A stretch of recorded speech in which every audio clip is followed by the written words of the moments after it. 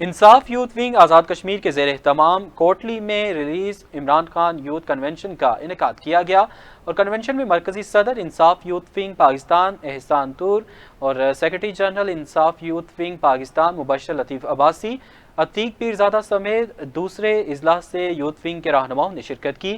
صدر youth wing Azad Kashmir Asif Hanif calorie اور مہمان خصوصی یوتھ کنونشن صدر انصاف یوتھ ونگ پاکستان احسان مشتاق طور نے اپنے خطاب میں کہا کہ بانی پی ٹی آئی پاکستان کی ایک حقیقت ہے جسے کوئی مٹا نہیں سکتا۔ پی ٹی آئی کے رہنماؤں کے خلاف فستائیت کی گئی۔ موجودہ حالات میں ہمیں یہ فیصلہ کرنا ہوگا کہ ہمیں ظلم و جبر کے خلاف جدوجہد کرنا ہوگی۔ سیکرٹری جنرل انصاف یوتھ ونگ مبشر لطیف عباسی نے کہا کہ نوجوانوں کو فعال کریں گے، سیاسی اسیران کی رہائی کے لیے جدوجہد کر رہے ہیں۔